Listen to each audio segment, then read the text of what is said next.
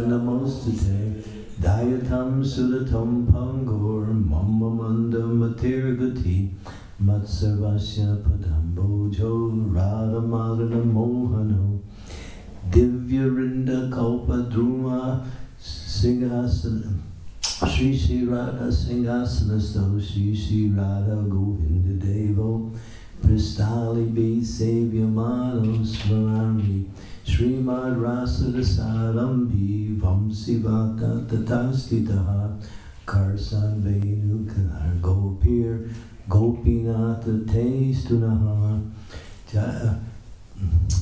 Tapta Kanchana Gaurangi Radhe Vrindavaneshwari Vrishabhanu Suti Devi Pranamami Hari Priye Hare Krishna, Krishna Krishna, Hare Hare, Hare Rama, Rama Rama, Hare Hare.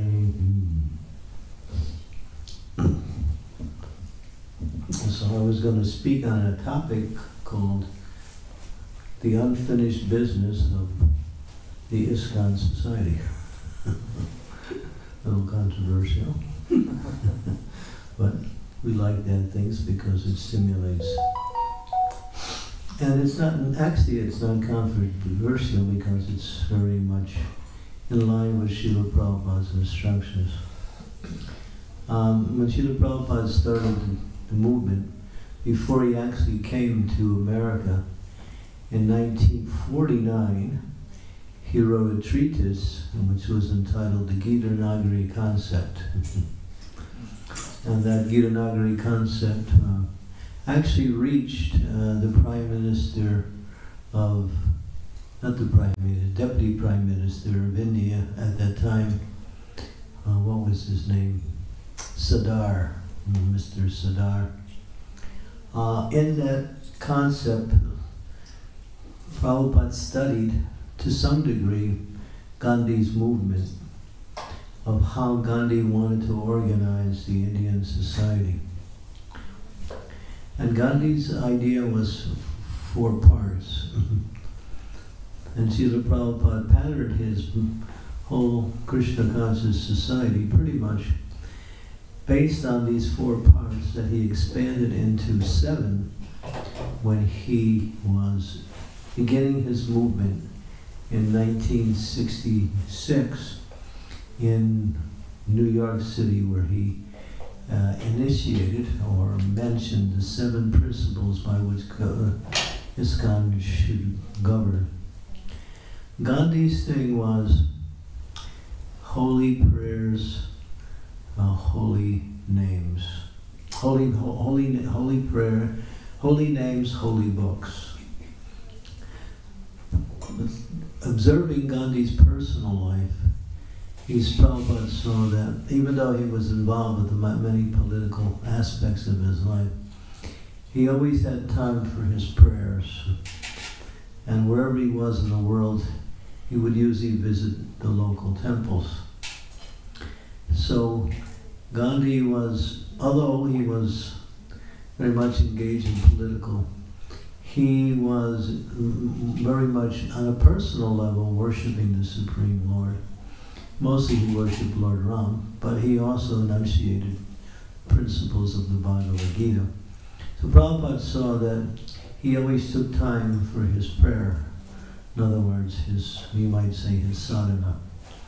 And also, he would regularly read the Bhagavad Gita. So that was one of the principles that Srila Prabhupada adopted at the very beginning of the movement, was to spread the glories of Krishna consciousness through books and through the Harinam Sankirtan movement. So Prabhupada took that idea, or at least patterned his idea, according to Lord Chaitanya's movement, of course, but he saw how Gandhi was also, on a personal level, although involved with many political activities, still had time for his prayer, still had time for reading the Shastras. The second thing that he noticed in Gandhi's life was Gandhi would always go to the local temples wherever he was. So Prabhupada also saw, and of course, Prabhupada writes in that treatise that that the temples in India had really gravitated down to a very low level of activity. And many of the important temples, not the important ones, but many temples in India were dens of dancing demons, as Prabhupada writes in the treatise, in his Kiranagari treatise. You can read it. It's quite long. There's 2 parts to it.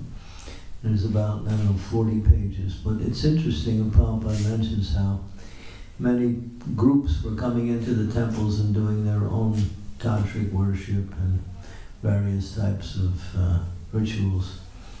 And the temples were more or less run by people who were using the temples to make money, to finance their own personal needs, something like that.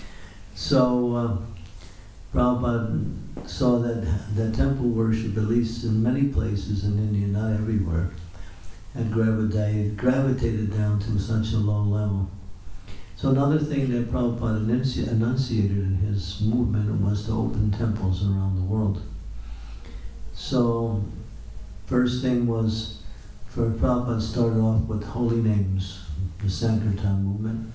Then he was writing books, printing books, and then of course distributing books. Gradually, as money came in, temples were opening all over the world.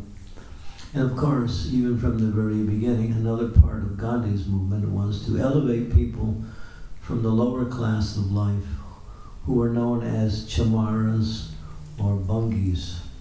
They were considered to be outcasts, people below the Vedic culture, people below the Varnashram system.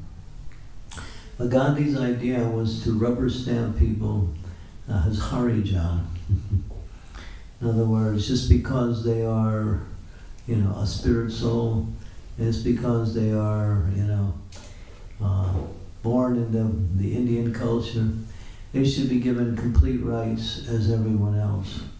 Prabhupada took issue with that. He said, that's a very nice idea, but first you need education. So Prabhupada's idea was to train devotees in the philosophy and the practice of bhakti, and then qualify them to come to the point of taking initiation. So that was another very big part. So Prabhupada took that idea from Gandhi. He said, yes, we want to make everyone Harijan, but you can't simply do that simply by rubber stamping it, or by allowing people to, in a very, what we say, secular way, to have equal rights. You need to give education. You need to elevate people through the process of knowledge, based on scripture, based on modern principles that govern civility and morality. And so Prabhupada's whole idea was to bring people in and to engage them in devotional service, at the same time educate them in the science of bhakti through Srimad Bhagavatam, Bhagavad Gita, Nectar Devotion, and ultimately Chaitanya Charitamrita. Of course, at those days, that was teachings of Lord Chaitanya, 1 volume set. Prabhupada emphasized these 4 books for education. And he said these 4 books contain all the knowledge that one is needed to become fully Krishna conscious and qualify themselves to return to the spiritual world. So, but the last part of Gandhi's 4-part thing, which Prabhupada also patterned, Gandhi wanted to make the villages self-sufficient. He wanted to develop village life where people could get everything they needed in livelihood in the villages. And so he made an effort in that direction. Of course, he didn't get much support. And then he was killed at a certain point where he wasn't able to develop that. But Prabhupada also mentions towards the end, and also during the time when Prabhupada was here, the importance of a more simplified life. And if you study the 7 principles that govern the activities ISKCON, number 6 is to bring the members of the society together in a more simplified lifestyle. And this is illustrated by one verse, which I'll read here from the Srimad Bhagavatam verse. This verse is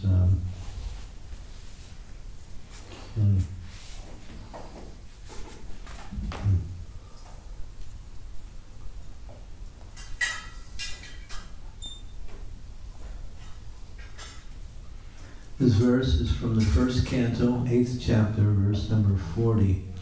Imam jana pada srida supakvaksari viruda vanadri nadyudanvanto ye dante tavaviksitai. This is spoken by Queen Kunti. This chapter is titled The Prayers by Queen Kunti. This is toward the end of her prayers glorifying the Lord. And here she says, translation, all these cities and villages are flourishing in all respects because the herbs and grains are in abundance.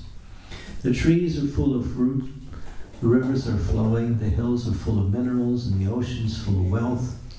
And this is all due to your glancing over them. So in this way she's praising Krishna, but she's also mentioning how the earth is providing everything that everyone needs simply by her, natural gifts to the human society. Now, Prabhupada's purport is quite, condemning, and at the same time pointing towards what is the ideal. And he says, human prosperity flourishes by natural gifts and not by gigantic industrial enterprises. The gigantic industrial enterprises are products of a godless civilization, and they cause the destruction of the noble aims of human life. The more we go on increasing such troublesome industries to squeeze out the vital energy of the human being, the more there will be unrest and dissatisfaction of the people in general, although a few only can live lavishly by exploitation. The natural gifts such as grains, vegetables, fruit, rivers, the hills of jewels and minerals, and the seas full of pearls are supplied by the order of the Supreme. And as he desires, material nature produces them in abundance or restricts them at times. The natural law is that the human being may take advantage of these godly gifts by nature and satisfactorily flourish on them without being captivated by the exploit motive of lording it over the material nature. The more we attempt to exploit material nature according to our whims of enjoyment, the more we shall become entrapped by the reactions of such exploitative attempts. If we have sufficient grains, fruit, vegetables, and herbs, then what is the necessity of running slaughterhouses and killing whole animals? A man need not kill an animal if he has sufficient grains and vegetables to eat. The flow of river waters fertilizes the fields, and there's more than what we need. Minerals are produced in the hills and jewels in the ocean. If the human civilization has sufficient grains, minerals, jewels, water, milk, etc., then why should we hanker after terrible industrial enterprises at the cost of the labor of some unfortunate men? But all these natural gifts are dependent on the mercy of the Lord. What we need, therefore, is to be obedient to the laws of the Lord and achieve the perfection of human life by devotional service. The indication of Kunti Devi are just to the point. She desires that God's mercy be bestowed upon them so that natural prosperity be maintained by His grace. So here in this particular purport, we see that there are 2 points that are being made. What is the present Western civilization and how it is destroying the good qualities of the human beings with unnecessary developments of industrial and very technological complexes which are destroying both the earth and the individuals on the earth, and going back to a more civilized and more simplified lifestyle which is dependent on the mercy of the Lord coming through the natural gifts that nature gives. And Prabhupada says, He goes on in other places, fruits, flowers, hills full of minerals, milk, grains, vegetables, cotton, all of the things that are necessary for livelihood for the human being. In 1850, there was a statistic taken, and of course the statistic was done again in just recently, within the last 30 years, that in the year 1850, around that time, 95% of the things that were available to the humans of civilization on the local markets, that means within the society, were considered to be necessities. They were required. And 5% were considered to be luxuries or extras. And the recent statistic has switched the statistics completely around, where 95% of the things that are on the market today are considered useless and not needed. You might categorize them as luxuries, but in another sense, they're just exploitation of the earth for some economic gain by a small group of people. And 5%.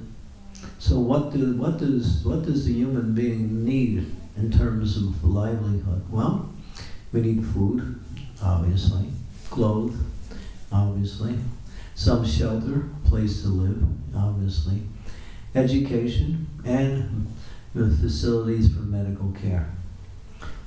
And basically that is the essence of the, and all of this is provided automatically by nature. In the 4th canto of the Srimad Bhagavatam, it describes how there was a particular king who came to rule because he was the son of another king who gave up his rule and went to the forest because he was somewhat frustrated with his progeny, and that was King Agnitra, and his son was King Vena. King Vena, although because he was in line of his father, took the throne, but he wasn't qualified to be a king. He was avaricious, and he was somewhat atheistic also.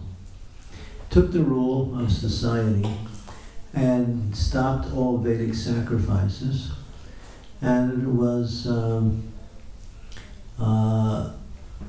exploiting his position in order to gain personal power and accumulate as much as he could. The Brahmins at that time really were quite disturbed by this king and made petitions to try to change him, but he refused. He said, "I am the Supreme Lord, you have to follow me." He was quite, what we say, intoxicated with this idea that he was the most important person in existence. And so the Brahmins, they still had Brahman Tejas. They were still quite powerful. So they got together and they performed a sacrifice to kill the king. And it was successful. By their mantras, they killed him. Because when Brahmins chant mantras purely, that can activate the whole material energy to work in a certain way. Mantra is powerful. That's why when we chant the Hare Krishna mantra, when we chant it purely, we can feel very strongly the presence of the Supreme Personality of Godhead. And all mantras that are in the Vedas have a particular purpose to bring about spiritual elevation or even material gain when mantras are chanted properly. So these Brahmins were so proficient at chanting these mantras they killed the king. Then it describes that now there was no ruler. So they, as it's explained they churned his body, and from his body came two particular personalities. The first one was called Bahuka. He was a low-class man, and he was sent to an area of the world to live. And after that, that was the impure aspect of the body of the king. And after that came another personality called Prithu Maharaj. And Prithu Maharaj was actually a Shaktivesh avatar that had come to take over the rule of the earth at the time. And when he did, after taking the position and ruling for some time, he saw that the earth was not providing the natural gifts that she normally provides. And that was because of the rule of King Vena. Everything had gone bad. So it's explained that when the leadership in the world is demoniac or exploitative, then nature withholds her bounty, as Prabhupada says here. And what does he say? Says that here. It says here, the natural gifts such as grains, vegetables, fruit, rivers, the hills full of jewels and minerals, and seas full of pearls are supplied by the order of the Supreme. And as he desires, material nature produces them in abundance or restricts them at times. So material nature is both the punisher and the provider for the living beings. And God uses material nature to give what we need or to punish and restrict when people are becoming too sinful, especially the leadership in the world. So, of course, then when Prithu Maharaj saw the situation, he summoned the earth, she came forward, there was a great sacrifice performed, and then again, gradually, because of his pious rule, the earth started to again provide everything that everyone needs. So Srila Prabhupada, and towards the end, and also not even towards the end, in 1974, Prabhupada said we have to establish this Varnashram Dharma, Daivi Varnashram, which Prabhupada means that we should train devotees to become Brahminical. We should also set up an education system to evaluate others and see what are their propensities based on education and activity. And through an evaluation system, also find those who have the propensity for Kshatriya and those who have the propensity for Vaishya. Because Krishna says in the Bhagavad Gita, Chaturvarnya Manastra Guna Karma Vibhada Saha. According to these four classes of men, Brahmins, Kshatriyas, Vaishyas, or Sudras, they are produced by me. So all the population has these qualities more or less in the dormant stage. And through education and activity, one can understand what is the nature and propensity of a particular living entity. Because in this age, Kalo Sudra Sambhavan, people are born basically as Sudras. Therefore, Prabhupada said, set up these educational colleges, he called it Varnashram College. Educate and create a class of Brahmins who will be the teachers for the rest of the Varnas. And then train and engage people according to their propensities. And then that way people will work accordingly, and then that'll be the social system based on engaging those qualities and propensities in the service of the Supreme Lord devotional service. So Prabhupada called it Daivi Varnashram, spiritual Varnashram, not just Varna and Ashram in a material sense. And then Prabhupada said this can only be done in our farm communities. So he said establish these farms, these more simplified ways of living. Go back to a more simplified lifestyle where we can grow our own food, keep cows, practice Varnashram, and live a more simplified life where people, devotees, can chant the holy names in an atmosphere free from all of the encumbrances that come by way of living in this highly technological industrial society, which pressurizes people to work in occupations that are really not conducive to their livelihood, but it provides some capital, so people are forced to accept that. So Prabhupada wanted us to gradually withdraw from society and more or less create our own society within this society. And he said these are done by a more rural type of lifestyle. And then Prabhupada outlined that in hundreds, I mean literally hundreds. I just did a book, unfortunately, when I was trying to rush to get to the airplane on the day that I was supposed to come here. I had the book all ready to come. It was called Krishna's Way, Natural Living. But I ran out the door and I forgot the books. So I'm sorry I wasn't able to bring the book. But the book is based on Srila Prabhupada's vision for the future of our society, a more simplified lifestyle. And he said, every city temple should have a farm community connected with that city temple, which will provide everything we need for livelihood. And he said, you know, grow vegetables. He said the vegetables that you grow on our farms will be 100 times more nutritious than what you buy in the stores, because you find today people are getting sick simply by eating because the foods are saturated with pesticides and various types of chemicals. And this is proven. If you milk a cow and you take that milk and you put it into a refrigerator, and if you go to the store and you buy commercial milk and put it in the refrigerator, commercial milk will last 2 or 3 weeks because it's full of chemicals. Whereas the milk from the cow will not last that long because it's natural milk and it has to be used within a certain period of time. So yeah, this is one of the points that Srila Prabhupada made, grow your own food. He said, starting with agriculture, that is the basis for developing these communities.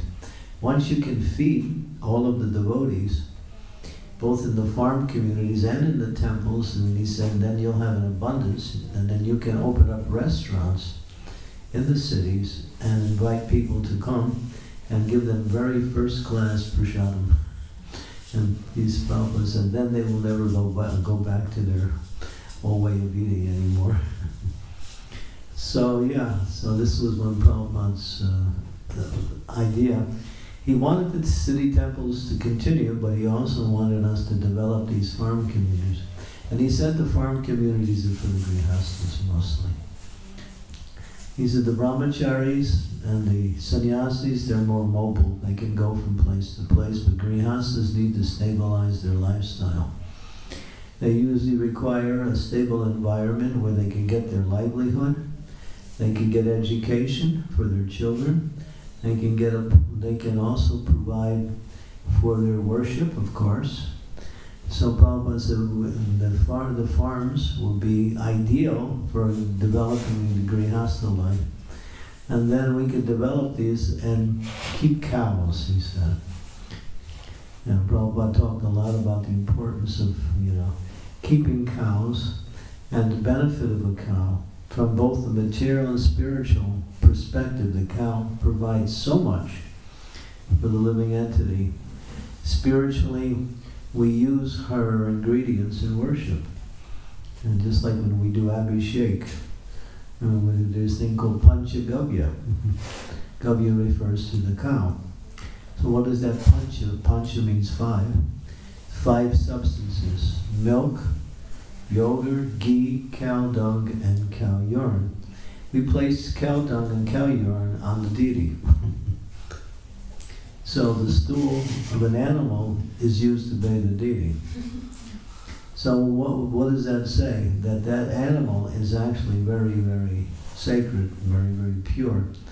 If we can actually, and that's according to Vedic, injunctions, that these things are so pure that they can be used in our worship. And you take cow dung, you dry it out. Of course, those of you who lived in India, you know that they dry it, they mix it with paddy, slap it on the side of the house, it dries out, and then you cook. When I first joined the Hare Krishna movement, I joined in New Vrindavan, West Virginia, And it was a farm community, and we cooked with wood. We didn't have any gas or any electricity. We cooked with wood.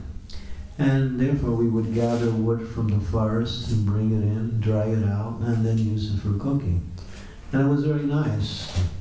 It's much more purified form of cooking.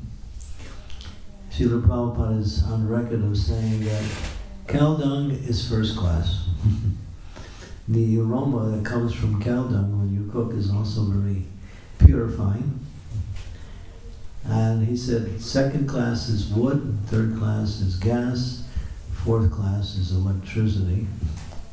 It's not even within the classification. Electricity is so bad that people who cook with electricity sometimes get sick because of that. There was one lady, I had a personal experience with her. Her husband was telling me that she was sick and the doctor told her not to cook on her electric stove because it would make her more sick. So this electricity is just, I mean, it has a purpose, but it's not meant for cooking.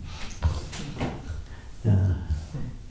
So God has provided so much wood, and of course, when we keep cows, we can use cow dung in a more simplified lifestyle. And also, cow dung can be dried out, and there's a machine that you can get which makes gas from the cow dung. It's called methane gas. You can heat your homes with this methane gas. So all of the heating problems are solved. You don't have you pay big heating bills. Of course, right now, I travel around, and recently I was in the UK, and the heating bills of people in the last couple of years have quadrupled, not just doubled or tripled, quadrupled. And one of my disciples, he told me at one point he was paying 150 pounds a month for the heating bills during the winter. Now it's up to 500 pounds a month. So all of these, and that means that one has to work very hard for materialistic activity in order to get the money to pay for heating, when everything is provided by Krishna through the earth. So Prabhupada wanted us to keep cows. That from the material perspective, cows provide a lot of things. Of course, it provides the miracle food, milk. As explained in the Shastras, milk is necessary for finer brain tissues, which nourishes the brain, of course, and that way one can understand more deeper philosophical teachings. Milk actually fertilizes the brains. And Prabhupada said not too much, though. He said he gave us a formula, 1 pound of milk per day, no more than 1 pound, and 1/2 pound, no less than that. And he included all milk products. So when I was living in New Vrindavan, we had many cows, and so every night we were having this nice big bowls of fresh cow milk, which was so nice you didn't have to put any sugar in it. It was half cream and half milk, very nutritious and satisfying. So mother cow she's also known as mother, therefore she should be treated in that way. And of course, as Prabhupada mentions here, and in practically every purport of the same nature, he says, if we have sufficient grains, fruits, vegetables, and herbs, then what is the necessity of running slaughterhouses and killing poor animals? Which is very heavy karma within the society. Prabhupada pretty much said many times that probably all the suffering that people are doing feeling in society coming from the outside is all due to the slaughter of innocent animals, particularly the cows. The Shastras say, Manu Samhita. Manu Samhita is the law books of mankind. In one version of the Manu Samhita it says, the killing of a cow is like the killing of 2 men. It's equal. In the Shastras it says that 5 categories of people must receive protection from the ruling society or by their protectors. And what are those 5 classes? Women, children, old people, cows, and brahmanas. These are the 5. And then, in that same purport describing these 5, it says out of the 5, the 2 most important are the cows and the brahmanas.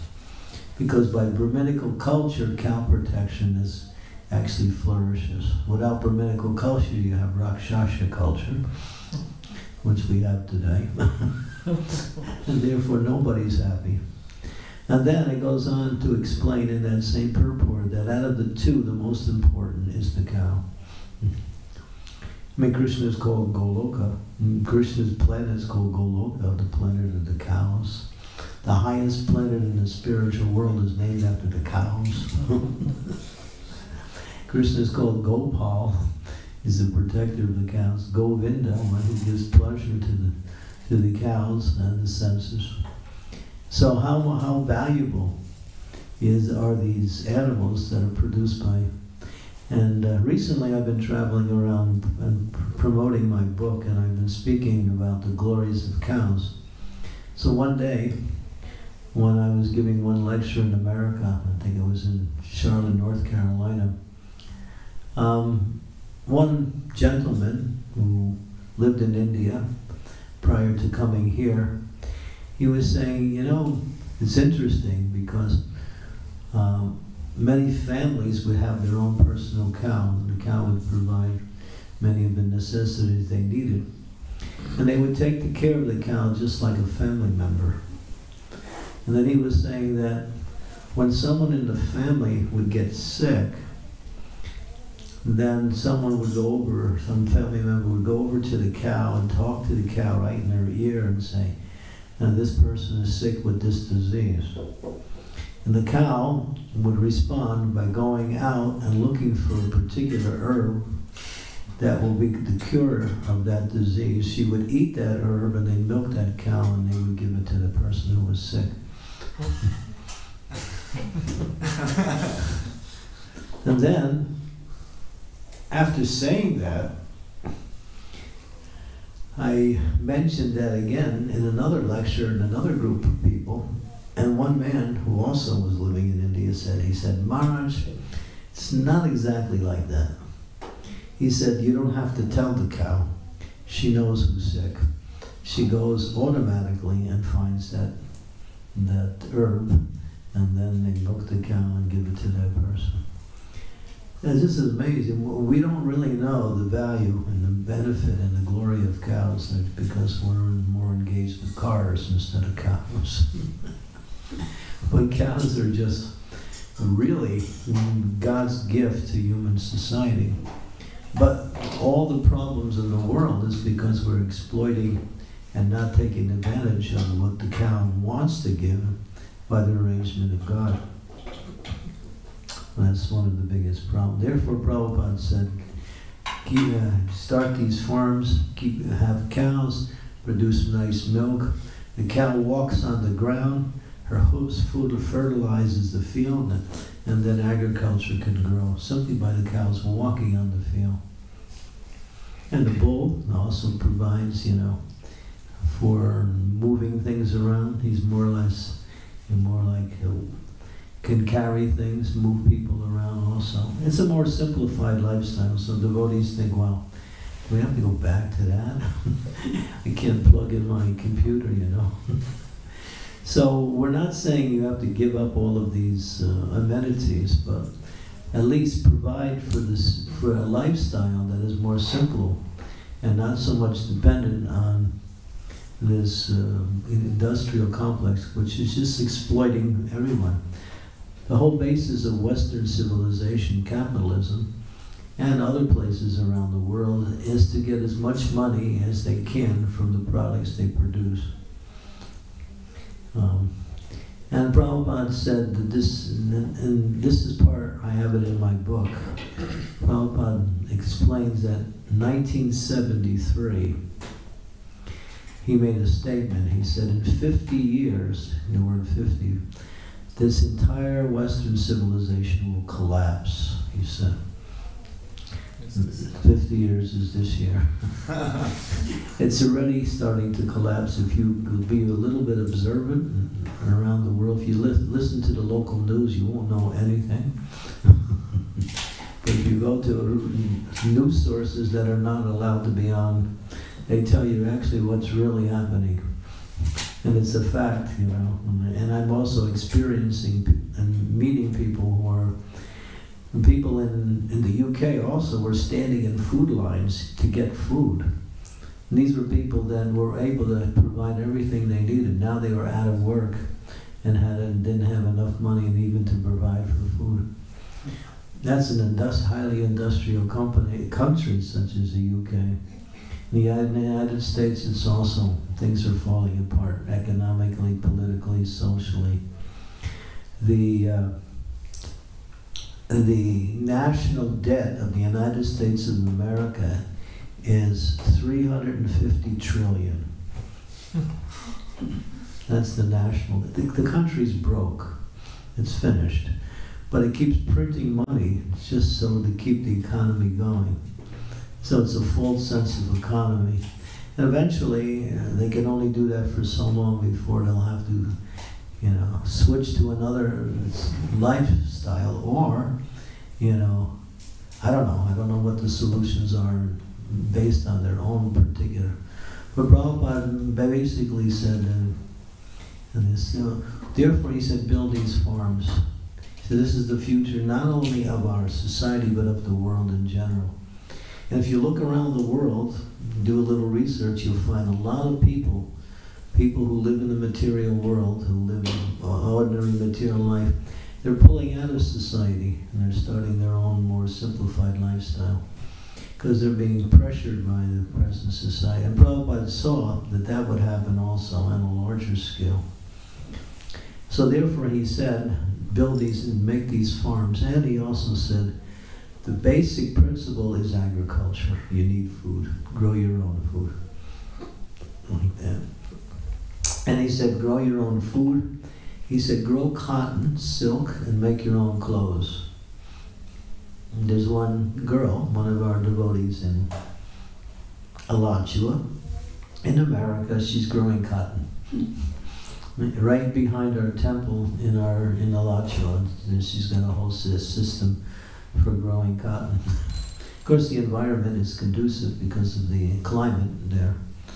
And so that's an example of devotees that are moving in that direction to provide some more of a simplified lifestyle. The third thing Prabhupada said is learn about herbs and make your own medicines. How much money do we spend on medicines? Oh my God. And then you don't even know if these medicines are going to be good. Prabhupada said, all the cures of any disease is there within nature. You just have to learn how nature has provided. There's one devotee in our movement, his name is Dvibuja, and he runs a herbal business. And he lives in New Taliban, which is near, and it's like a rural community, and there's a lot of forest areas there. So many years ago, I was with him, and we were walking through the forest, and he was showing me the different plants. And he said, this is good for this is good for this is... I don't know anything. It all looks to me like just some shrubbery or greenery and all. But each of the plants have their own, quality about it. Many, of course, some don't provide much, but others, if you know how to use it and extract it and make medicines from that, you can make medicines to cure anything, and also preventative medicines. So he has now a business called the Blue Boy Herb Company. He calls it Blue Boy. He's also called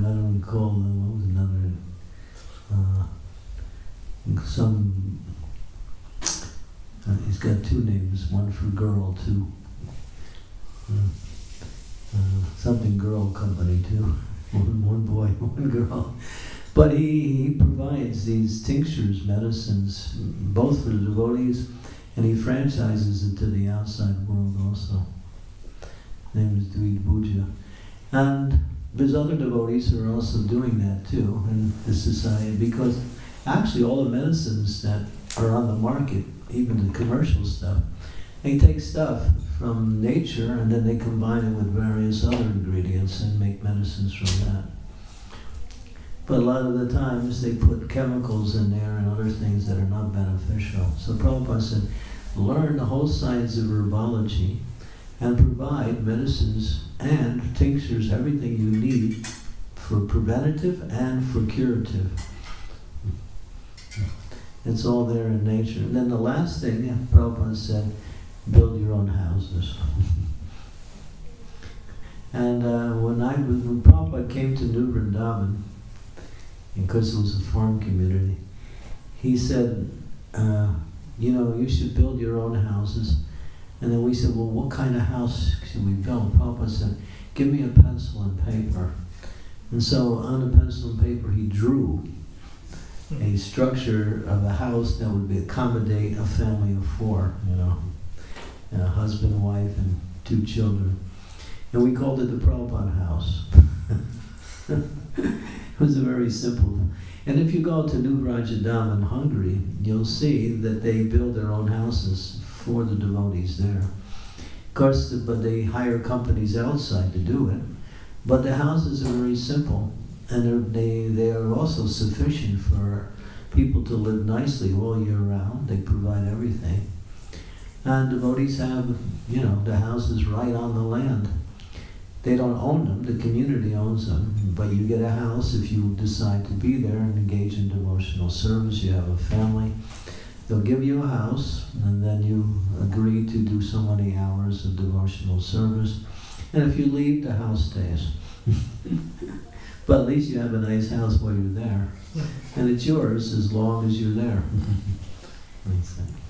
It's a very, viable program for livelihood and for engaging devotees in a more simplified lifestyle. So Prabhupada talked about that. Therefore he said in 1977, his last year with us, he said 50% of my mission is incomplete. I haven't established these farm communities. He said, complete this. So he made this emphasis that he wanted our society to come to him. If you read, and there's so many purports, especially in the first canto. It's full. Prabhupada's talking about. There's another one here. And just 2 chapters later in the first canto, 10th chapter, verse number 4 and 5, it's mentioned that during the reign of Maharaj Yudhisthira, the clouds showered all the water that people needed, and the earth produced all the necessities of man in profusion. Due to its fatty milk bag and cheerful attitude, the cow used to moisten the grazing ground with milk. And Prabhupada's first statement, the basic principle of economic development is centered on land and cows. The necessities of human society are food grains, fruits, milks, materials, minerals, clothing, wood, etc. One requires all these to fulfill the material needs of the body. Then he goes on to smash the whole Western idea of industrial civilization. Heavy purport. Everyone, really, I'm going to speak about this one in Langenthal tomorrow. It's even more heavy. So, Prabhupada, of course, he didn't want the temples in the cities to just stop, but he could see that our devotees who were married with families, they had to work for the outside world, and the children were having to go to public schools and learn all kinds of things that are not necessary and also very harmful for them. So he wanted these farm communities with gurukuls where the children could grow up and learn Krishna consciousness along with the basic subject matters that are necessary. And of course, when they get to the level of university, they can go to the colleges and society. But growing children up is also growing the future. So he wanted that as part of these communities also, a place to educate our children. It's very important. because I was traveling in America, and I was at one house of one of my disciples. You know, she's from India, and she has 2 children, one boy. He was 14 years old. So he's going to a local public school. And so I said, what's it like in school? Wrong question to ask. He said, well, it's hell. He said, it's crazy. He said, many of my fellow students, of course they're not his friends, but they're just there, they come in and they steal the sinks and the toilets from the school and they bring them home. They bring tools into the school and unscrew the school toilets and the sinks. I thought, this is amazing. This is really wild.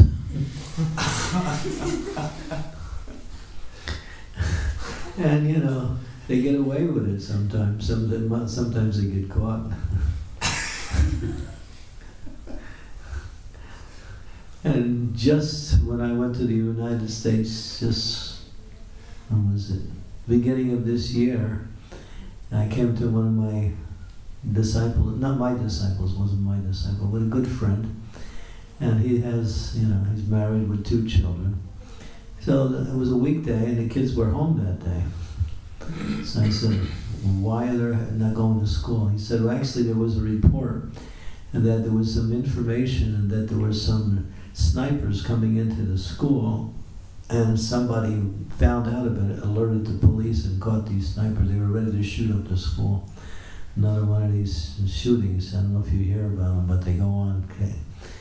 Some crazy guy comes in. And that was the same school that these 2 children who were devotee kids were going to.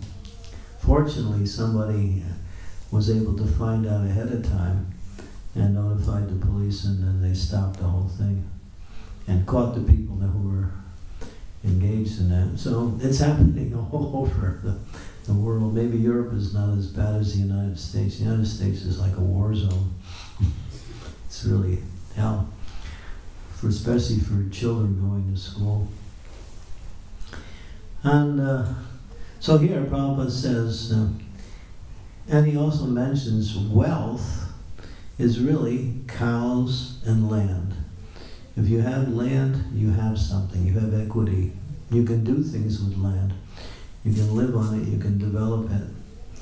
And you can take care of all of your necessities. And cows also provide everything you need as a supportive feature for agriculture and for worship also. And then there's another thing here Prabhupada mentions in this other purport. When the Lord is obeyed by the king, let me see. Oh no. Not only do regular rains help produce ample production of grains and fruits, but when they combine with astronomical influences, there is ample production of valuable stones and pearls. For those of you who are not aware, there's a particular constellation called Swati. When Swati is in the heavens or in the sky, when that constellation appears, and if it rains at that time, the rain that falls on the head of a snake turns into jewels. The rain that falls on the head of an elephant also turns into gems. And the rain that falls in the oceans turns into pearls, and they're taken by oysters. So through rain, actually, valuable minerals come by way of astronomical calculations or combinations in rain. This is all part of nature's providing everything people need. Yeah. Yeah. So everything is there by God's arrangement. So, and this paper money, they call it money. It's just paper. It's valuable because the government says it's so, but if the government says it's no longer here? Just like I was in India in 2000, the end of 2016 and the beginning of 2017. And this was around January. And Mr. Modi, the President of India, Prime Minister of India, decided to pull back 2 of the bills, the 1,000 rupee note and the 500 one. Yeah. And anybody who couldn't prove that they had actually legally earned this money, then that money was completely useless. And people were taking their money and they were burning it in piles. We saw that. And we just throwing it was just useless paper. And I'll tell you a little hint too. This maybe to cut this out of the tape. Mr. Modi's going to do it again. He's got another plan. If you go to India, all of the banks in India now are collecting all of the 2,000 notes, and they're taking them out of circulation. So eventually he's going to pull back the 2,000 note also. That's coming up. So yeah, that's all. He's doing that to stop all the black market, because people, when they want to make money, they counterfeit the biggest bills. And there's a large amount of, illegal activity that goes on, especially in India, printing money. So that was an example of how this paper money is useless. And and Prabhupada also said, it'll be useless, you can stuff your pillow with it after some time. For now, it has some value. So if you have it, use it for what you need. Don't just keep it in the bank. You might wind up losing it in due course of time. So, yeah, Prabhupada's using, he said, buy land. So he wanted us to have some nice land that devotees could use to live and develop Krishna consciousness on these farms. So that's what's called the unfinished business of Prabhupada's mission in establishing Krishna consciousness, a more of a simplified lifestyle. And even some of the city temples now are starting to recognize that, the food on the markets are not good. So in places in America and other places, devotees are growing their own food right in the temples, with greenhouses in the cities too. And this is more of a compromised way of doing it, but still provides food anyway. And inflation and scarcity are on the rise everywhere in the world. So anyway, I'm not a doomsday prophet. I don't want to be known as one. I simply want to try to emphasize the importance of Prabhupada's mission in a more simplified lifestyle, because he emphasized that. There are hundreds of statements by Srila Prabhupada about the importance of this type of lifestyle, and how we, in my book, there's a QR code. You know what a QR code is? You scan your phone, and you scan your phone on that QR code, you can hear Prabhupada's talking. And he said in 50 years this whole thing will be finished. It's on in that QR code. But he also, the devotees are talking, and Prabhupada's talking about all the problems in the world is due to all of these rascal scientists, he said. And so one devotee was saying, yeah, Prabhupada, we've had all these problems since time immemorial. Prabhupada said, no, not time immemorial, just the last 250, 300 years, these rascal scientists come out and have destroyed everybody's life. He didn't say, he said, not from time immemorial, only the last 250, 300 years, he said. I could talk about scientists too, but, then I might get, kicked off YouTube, so I have to be careful. I already had 2 warnings from YouTube, and they said, 1 more and you're out. So, yeah, because I've been speaking about this and everywhere, because it's revolutionary, it's challenging Western society. And other things that I've also said, which I won't mention. I think, Krishna Prema Rupa knows what I'm talking about.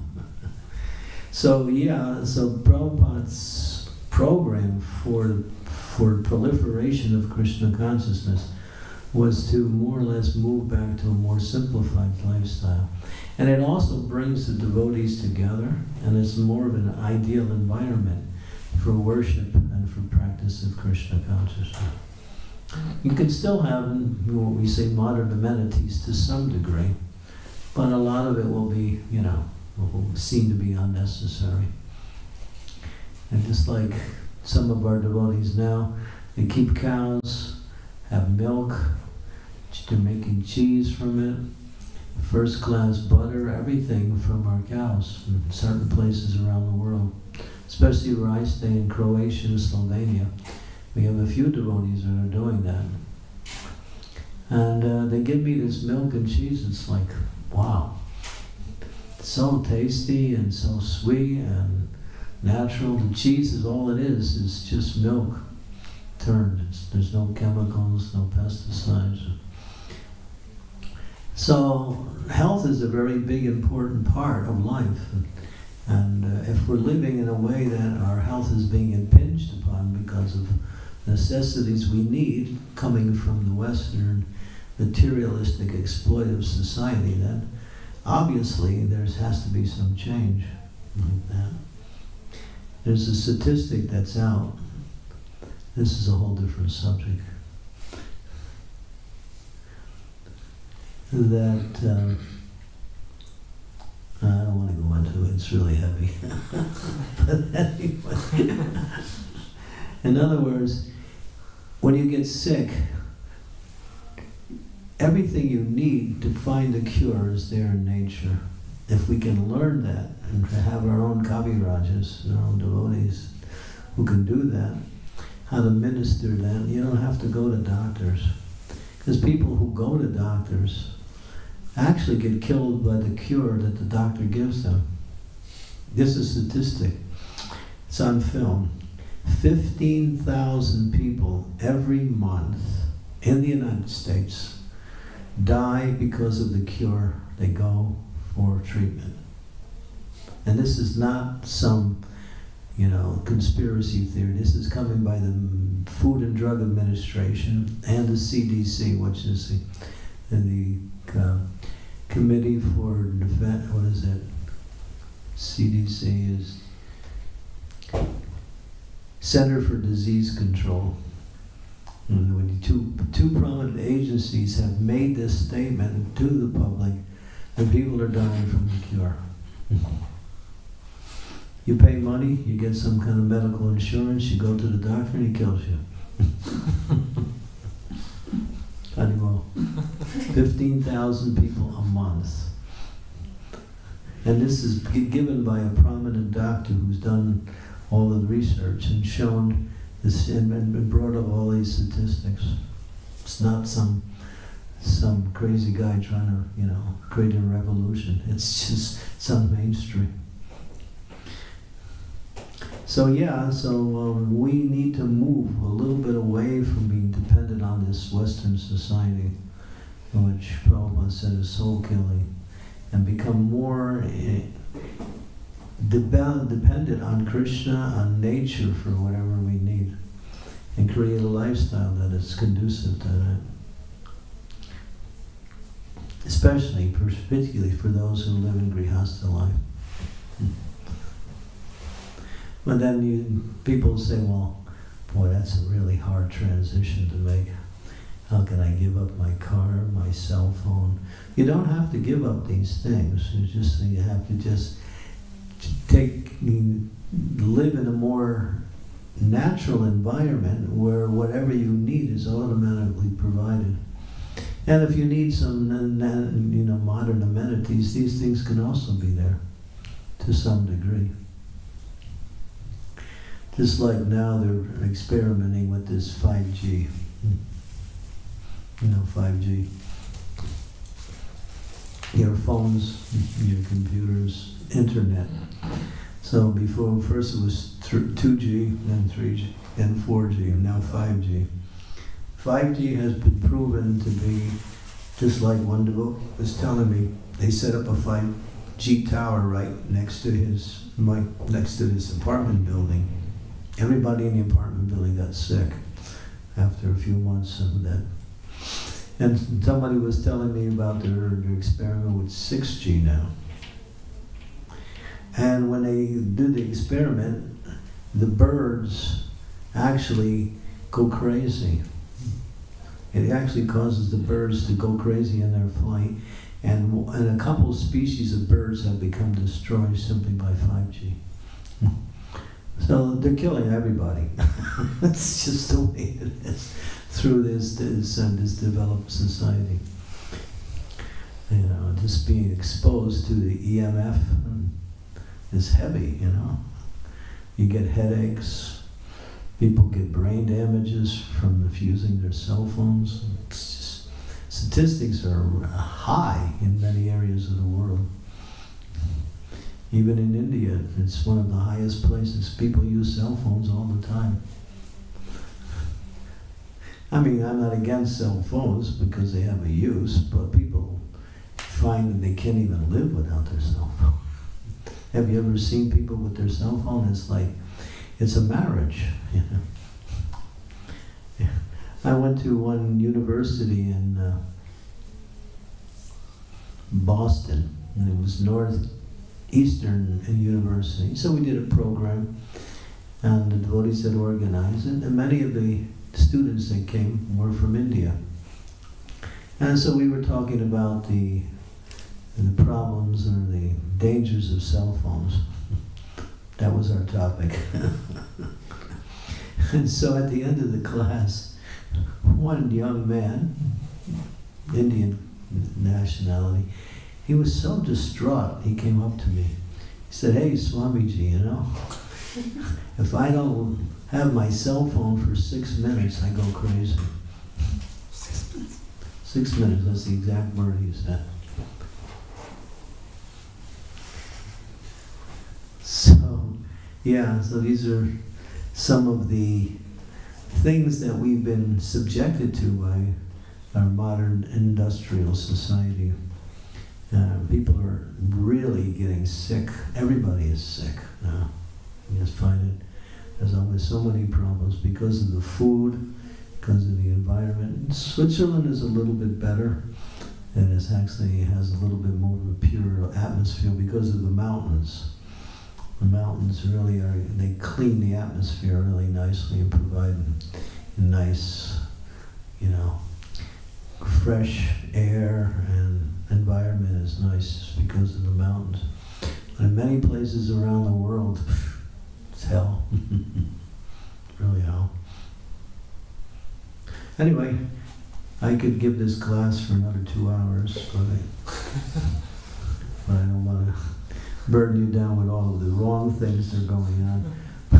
But what the point is to look very seriously and experiment with and try to get a little experience of what it's like to live in a more simplified atmosphere, because we might find ourselves, and the Prabhupada did say that, we might find ourselves forced to go back to, as Western society becomes more and more destructive. Unfortunately, as a society, we're not developing these programs fast enough. There's not enough emphasis on that. Shiva Ram Maharaj has made that point many times in his lectures. We're not putting that as a priority in our mission in Krishna consciousness. And it's important because it'll stabilize the entire society. And then we can have classes that teach people what is Brahminical life, how to govern, how to rule, Kshatriya, all the information is there in Shastra. We just have to teach it. How to take care of cows, grow food, do banking, commerce, everything is there. God has provided everything. And so, yeah. Okay, so I'll stop there. Any questions, comments, requests for withdrawals of certain statements? You mentioned that the real wealth is land and cows. Right, that's what, yeah, not the paper money. What about like gold. Gold, yeah. Yeah. Precious metals, yeah. Also, because Yeah. sometimes the devotees argue, but no, Kali is interested in the gold, so you shouldn't get gold. But actually, it's a metal that is always relevant. Gold, silver, platinum, rubies, various types of precious metals. That's also wealth. That's provided by the earth also. It will always kind of be stable Yeah. in some way. And that'll always have value, no matter what happens on the economic and political scene. These metals will always be used for purchasing, for trading, like that. Jewelry. What about the Kali effect, that Kali enters gold? That some people say that they would argue about Kali enters gold, and that's why. Wherever gold was hoarded, mentions that when Kali was chastised by Maharaj Pariksit, he told him, you can only stay where these four sinful activities were: illicit sex, intoxication, gambling, and media. Kali said, when your kingdom is nowhere to be found, you still have to give me a place to go on. I'm also your progeny. So then Maharaj Pariksit said, wherever gold is hoarded. For a selfish purpose. Yeah. But if they want to keep it in Krishna service, it's different. Yeah. Yeah, it'd be good. Just recently, they found tons of gold in one place in the world that was being hoarded. 500 tons of raw bullion gold. I won't mention where they found it. If you want to know, you can ask me. You can ask me personally. It was underground. It was kept under the ground. So yeah. Yeah. So yeah. This. You can't buy gold now. I mean, you can, but maybe a gold chain here and there, a gold ring here and there, but actual gold bullion is being taken and just hoarded. And the price of gold is just rising, something like $2,000 an ounce now. Years ago, I remember when I was young, it was $50 an ounce. Now it's $2,000 an ounce. The silver market has also been captured. You can't even buy silver either. So all of these people who have big positions or powerful persons, they've used their money to get all of this because they know it's valuable. And you see stores now, we buy gold, right? So they want you to, cash in your gold, and they give you this paper.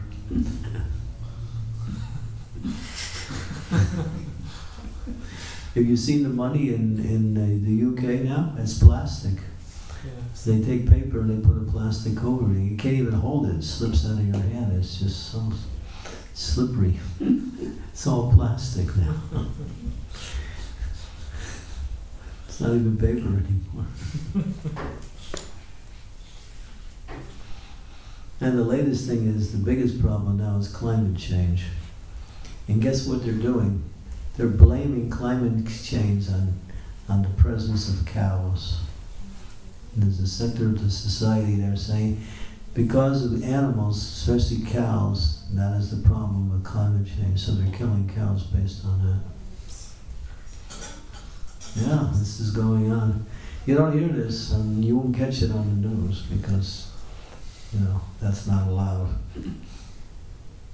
So yeah, More Prabhupada said,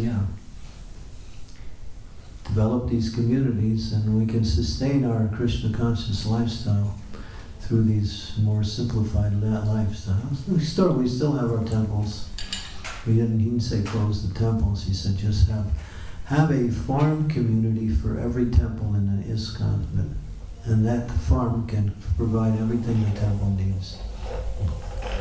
It was a GBC resolution, and back in 2018, I think it was, that they said that every temple in ISKCON should have a program to supply milk for the deities by the year 2022 Janmashtami. That was a resolution. That you have to have a program in order to, and so they were seeing that. And then my god sister, she also wrote a book called Bhakti Milk, which is one step up higher than ahimsa milk. Bhakti milk is milk that comes from our farms, Krishna conscious farms.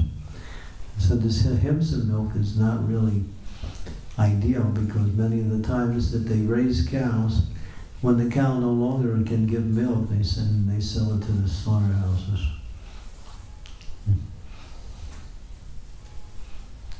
Yeah. If you want, I can give a whole class on cows. Because cows are really interesting. There's so much we can say about the beauty of cows. And you'll find a lot of these statements scattered throughout the Shastras. Okay, so I don't want to keep you too late. I'm sure you have other activities. Anything, any last comments or anything? I was wondering how can we live simply in the city? Is it possible? Up to a certain point, but then you depend on, you need electricity, you need gas, you need all of these things that are provided by the society. So therefore you have to make money, or you have to get money somehow in order to keep these temples going. And a lot of energy and time and effort is to get. So living simply is very hard because then you're forced by the present situation to take time and energy to gather and get money. So of course we get money by book distribution, we get money by donations. And that's fine, that's good. Living simply in the temple means if you're living in the temple, you're already living simply. Right? In that sense, you're not outside working for, Western civilization. Yeah. So simplicity is both a lifestyle and a state of consciousness also. And the state of consciousness is based on that verse that is mentioned by Sri Upanishad. Ishavasham idam sarvam yakincha jagam jatena bunjitaha magradaha kashiswadanam. That everything animate and inanimate is owned and controlled by the Lord, by the Supreme Lord.